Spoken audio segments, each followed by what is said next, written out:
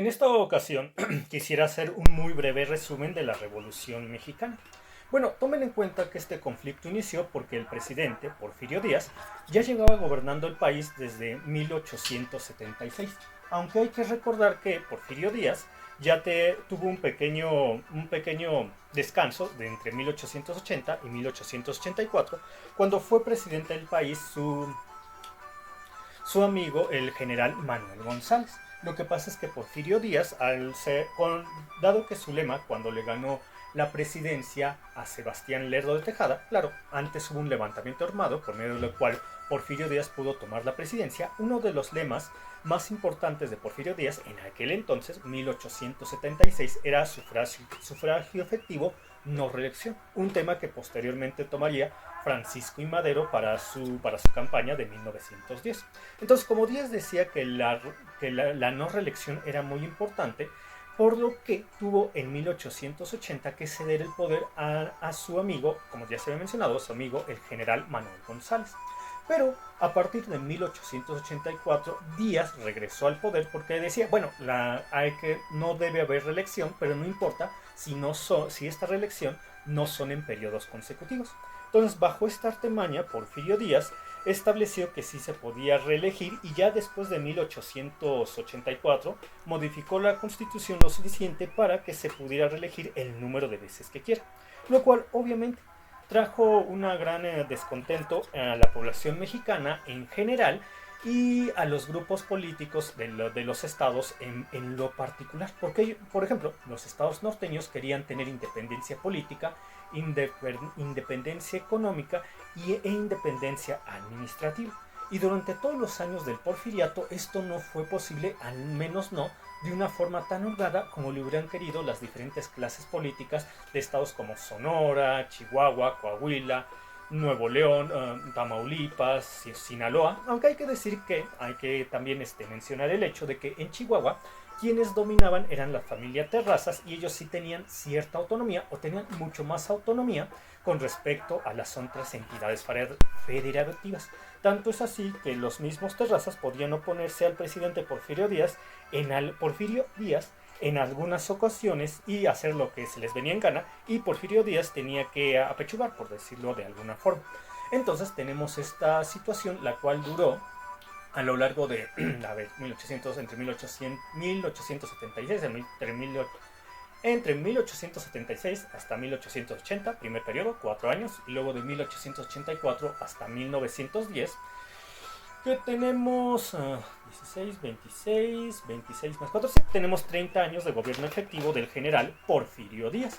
Entonces, durante este periodo de la historia de México, bien conocido como Porfiriato, se pudieron completar las reformas económicas y administrativas que le daban a las clases privilegiadas el control pleno del país. Hay que mencionar que estas reformas políticas y económicas ya habían iniciado bajo el gobierno de Juárez. El hecho de vender tierras a gente que pudiera trabajarlas, y porque estas tierras se encontraban desocupadas en su mayor parte bajo la administración de la iglesia. Entonces la intención de los liberales como Juárez era que estas tierras dejaran de estar en poder de la iglesia y pasaran a estar en poder de los privados, los cuales los harían altamente productivas. Y de hecho, Juárez quería que todo el país se llenara de pequeños propietarios para que así la producción agraria del país subiera o se elevara tremendamente. El problema fue que cuando todas estas reformas se empezaron a implementar primero con Juárez y en especial con Porfirio Díaz, realmente eran pocas las personas que podían comprar las tierras o podían comprar grandes terrenos de tierra. Por lo que las personas muy adineradas, de nuevo la élite social, la élite política, la élite económica, fueron los únicos que pudieron comprar grandes extensiones de terrenos, como lo fueron las familias Terrazas en Chihuahua y otras familias, especialmente en estados como Morelos, Guerrero, el Estado de México, Hidalgo, Sonora. Y fue así como el país se fue llenando de pequeños terratenientes, los cuales no daban una calidad muy buena a sus trabajadores campesinos, no daban una calidad de vida muy buena a sus trabajadores campesinos. Muchos de ellos que tenían que trabajar para la hacienda en condiciones frecuentemente infrahumanas. donde trabajaban desde las 5 de la mañana hasta las 8 de la mañana, hasta las 8 de la noche, no tenían días de descanso, les pagaban muy poco, o si les pagaban era a través del trueque por medio del cual se les daba productos en las tiendas de raya. Esta situación obviamente generó un gran descontento, especialmente en el centro y el sur del país. En el norte del país la situación era un poco distinta, porque ahí la pelea no era tanto por la posesión de la tierra por parte de las comunidades, por parte de los campesinos o por parte de las pequeñas localidades. Lo que los norteños querían, como ya se había mencionado, era una mayor independencia política y económica. De tal forma que el centro que gobernaba todo el país desde la Ciudad de México ya no tuviera una gran influencia sobre los estados norteños y les dejaran ser medianamente autónomos para que así estos desarrollaran todo su potencial económico y ya para principios del siglo XX también industrial. La revolución industrial poco a poco ya también estaba pegando en México en las últimas etapas del porfiriato. Entonces tenemos aquí descontentos por la no posesión de la tierra para los campesinos, por la no independencia para los norteños, que poco a poco fue generando problemas económicos que se decantaron en demostraciones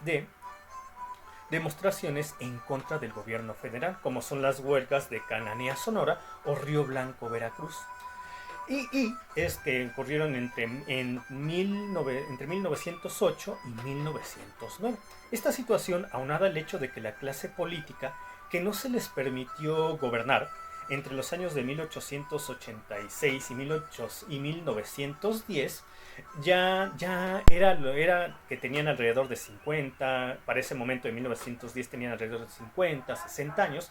Tomen en cuenta que a ellos en ese periodo no se les dejó participar en la vida política del país, porque los viejitos habían ejercido este poder, la gerontocracia había ejercido el poder político y económico de México desde el arribo de Porfirio Díaz y lo seguían ostentando para 1910. Y de hecho lo seguían ostentando los mismos personajes. En la mayoría de los estados seguían gobernando ya puro viejito después de haber acompañado a la administración de Díaz durante todo su recorrido a lo largo de 30 años.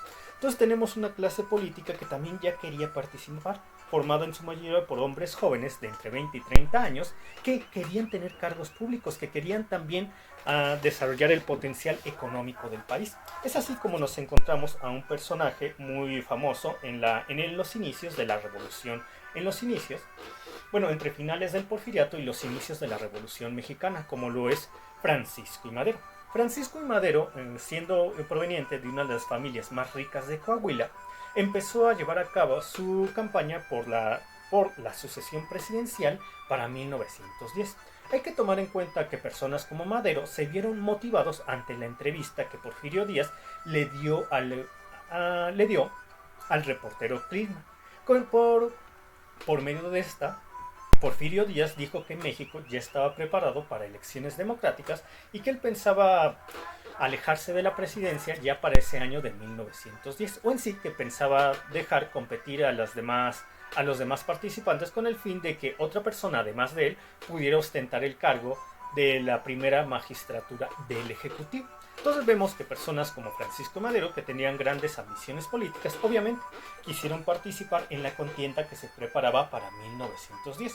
Llevó una gran campaña electoral y se movilizó a través de la mayoría de los estados del país con el fin de hacer a su persona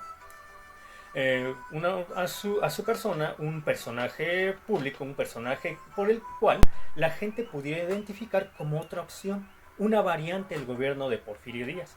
Tuvo bastante éxito Francisco Madero en su campaña electoral, lo cual asustó al general Porfirio Díaz, que no quería alejarse de la presidencia, y al final recurrió a arrestar a Francisco I. Madero para que éste no pudiera participar en las elecciones.